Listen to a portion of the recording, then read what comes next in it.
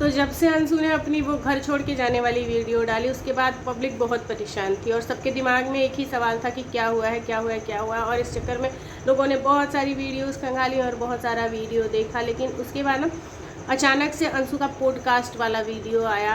Video वो live हुआ क्योंकि प्रीमियर तो सब देख चुके थे और सबको फुल वीडियो का वेट था कि फुल वीडियो में क्या कुछ खुलासा होने वाला है, क्या कुछ सहा है अंशु ने, और कैसे अंशु के भाई की डेथ हुई, कैसे अंशु की मम्मी और पापा सब एक एक करके कैसे सब चले गए, और क्या कुछ जर्नी अंशु के स्ट्रगल की क्या कुछ जर्नी थी जो कि अंशु ने झेला है।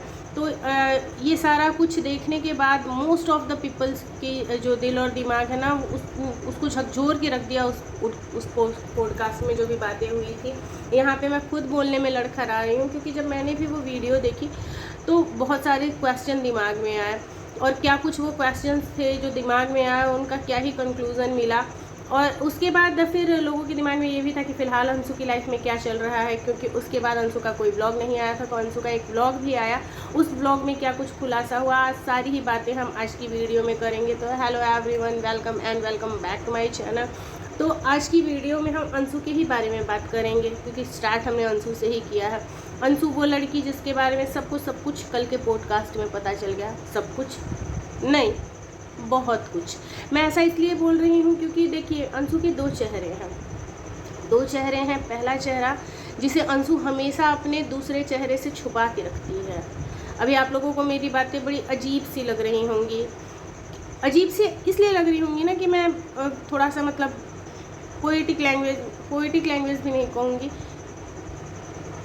अब आप सब समझ जाइए कि मैं किस तरीके से बातें करी, उलझा के पहेलियों की तरह से बात करी हूँ कि पहले चेहरे को ना दूसरे चेहरे से ढक के रखा है। देखिए, पहला चेहरा जो उस लड़की का है, सबने ये देखा पॉडकास्ट में कि अंशु जब सारी बातें बता रही थी, इतनी बड़ी बड़ी चीज़ें कि कैसे मम्मी नहीं रही, पापा नहीं रहे, भाई कैसे चला गया, और भाई के साथ जो कुछ हुआ वो एक नॉर्मल एक्सीडेंट नहीं था, वो एक्सीडेंट से बढ़ के कुछ था, यानी कि वो प्री प्लान था। तो ये सब कुछ बताते हुए अंशु बिल्कुल नॉर्मल थी, बिल्कुल स्ट्रॉन्ग थी।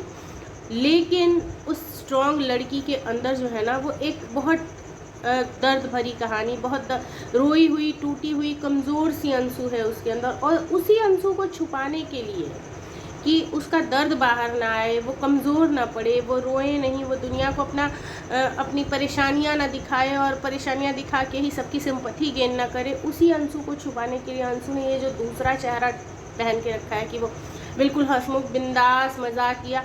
तो जो लोग बहुत हंसते हैं ना, एक्चुअल में वो अंदर से बहुत टूटे होते हैं, वो बहुत रोए होते हैं और बहुत रो रहे होते हैं।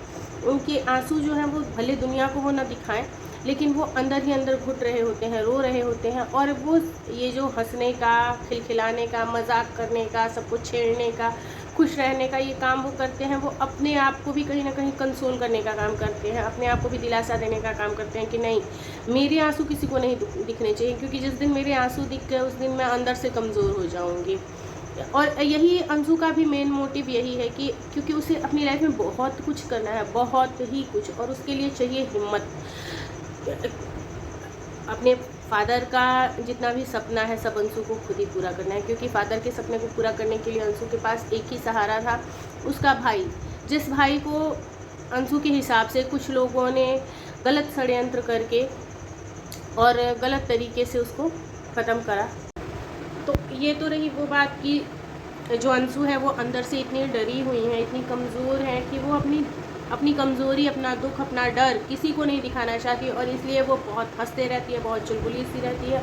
और इस हंसी और इस चुलबुलाहट को उसने अपनी हिम्मत बना के रखी, अपना ढाल बना के रखा है कि मेरे अंदर तक कोई ना जा पाए, मुझे अंदर से क्या दुख है, क्या तकलीफ़ है, किस परेशानी में हूँ, किस मेंटल ट्रॉमा से मैं गुजर रही हूँ, ये किसी को पता ही ना चल पाए। सबको लगे कि अरे बहुत नटखट सी है, बहुत प्यारी सी है, बहुत हंसमुख सी है। और इस चक्कर में ना अंशु बहुत ज़िद्दी हो गई हैं। मुझे ये लगता है कि अंशु बहुत ज़िद्दी हो गई हैं। वो अपनी ही शर्तों पे, उसने कुछ अपनी बाउंडेशंस बना ली हैं और उन्हीं शर्तों पे रह के जीना चाहती है। क्योंकि जो बात कल अंशु ने अपने व्लॉग में बोली कि देखो जी, कोई भी अगर ये चाहता है कि मैं बदल जाऊँ, मैं गंभीर रहूँ, तो मैं उन लोगों के सामने, उन लोगों से मतलब सास ससुर और बाकी ससुराल के जो परिवार थे, मैं उन लोगों के सामने बोलूँगी ही नहीं, बचपना दिखाऊंगी ही नहीं, उनसे रिजर्व हो जाऊंगी। लेकिन मैं जैसी हूँ मैं वैसी ही रहूँगी। मेरे हस्बैंड को पसंद है, इनको भी नहीं पसंद आएगा तो इनसे भी नहीं बोलेंगे। तो देखो, मैं यहाँ आपको बताऊँ अंशु, ये कोई सोल्यूशन नहीं है, ये सॉल्यूशन इसलिए नहीं है कि अगर आप किसी से बोलोगे नहीं, किसी से बातें करना बंद कर दोगे, तो ये आपके रिश्तों को सुधार की तरफ तो बिल्कुल ही नहीं ले जाएगा, ये गारंटीड है।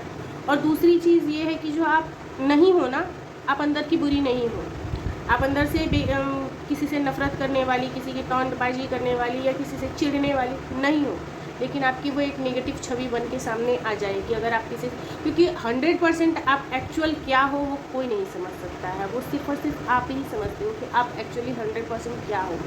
तो थोड़ा सा टाइम के साथ अपने आप को चेंज करना पड़ता है, और ये चेंज सारी ही लड़कियों ने किया होता है, सारे ही लड़कों ने किया, मतलब इस दुनिया के हर एक प्राणी को चेंज करना पड़ता है, अपने अंदर कुछ ना कुछ चेंज करना पड़ता है। ऐसा नहीं कि जो मैच्योर हो गए हैं वो अपने आप को मार दिए हैं, सब खुश रहते हैं। और बिल्कुल खुशी का मतलब ये नहीं है कि आप बचकानी हरकतें बेशक करो, बिल्कुल करो, बच्चों के साथ करो, हस्बैंड के साथ करो, सबके साथ करो, लेकिन जहाँ पे ज़िम्मेदार होने की ज़रूरत है वहाँ पे थोड़ा ज़िम्मेदार भी हो जाओ। क्योंकि ऐसा तो है नहीं कि आप एक झटके में जिस लड़के के पास, आप ये भी सोचना कि आपके पास जो फैमिली नहीं है, शुभम की फैमिली के रूप में आपको वो सारे रिश्ते मिले हैं और उतने ही प्यारे रिश्ते मिले हैं, सब बहुत अच्छे हैं, सास बहुत अच्छी हैं, ससुर बहुत अच्छे हैं, फैमिली के बाकी मेंबर्स भी जिनको हमने देखा है वो बहुत अच्छे हैं, बस उनकी छोटी छोटी उम्मीदें हैं जो आपको बहुत बड़ी लग रही हैं, और वो उम्मीदें इतनी भी बड़ी नहीं है जिन्हें आप थोड़ा सा एफर्ट डाल के, बहुत थोड़ा सा एफर्ट डाल के पूरा नहीं कर सकती हो। हाँ, थोड़ा टाइम लगेगा, लेकिन थोड़े टाइम में सब कुछ बिल्कुल अच्छा हो जाएगा, बिल्कुल सही हो जाएगा। और ऐसा नहीं है कि आप अगर अपनी तरफ से एफर्ट डालोगे तो धीरे धीरे वो भी आपको समझने की कोशिश नहीं करेंगे कि हाँ चलो हमें इस लड़की के अंदर हमको ये उम्मीद नहीं करनी चाहिए, जो भी एक उम्मीद, जैसे खाना बनाने की ही बात है, तो थोड़ा बहुत कुछ करा दिया करो, जिससे उनको भी लगेगा कि चलो ये भी हमें समझने की कोशिश कर रही है, और वो भी आपको समझने की उतनी ही ज़्यादा कोशिश करेंगे। तो इन चीज़ों से होता ये है कि रिश्ते और सुधरते जाते हैं। लेकिन जब आप ज़िद पकड़ के बैठ जाते हो ना कि हम जैसे हम वैसे ही रहेंगे, और अगर किसी को दिक्कत होगी तो हम उससे ही कट जाएंगे, तो ऐसे करके आप कितने लोगों से कटोगे। और जब आप कटोगे तो सोचो कि आप अपने हस्बैंड के ऊपर भी तो इफेक्ट डालोगे, हस्बैंड के भी माँ बाप से जो रिश्ते हैं उन पर भी उसका इफेक्ट पड़ेगा, और इस तरीके से ना कई सारे रिश्ते एक दूसरे से कटते हुए चले जाएंगे। तो चाहे बेटी हो, चाहे बहू हो, चाहे बेटा हो, चाहे दामाद हो, चाहे इस दुनिया का कोई भी इंसान हो, उसे अपने रिश्तों को जोड़ने की कोशिश करनी चाहिए, ना कि उनमें दूरियां बढ़ाने की कोशिश करनी चाहिए, और ना ही उन्हें तोड़ने की कोशिश करनी चाहिए।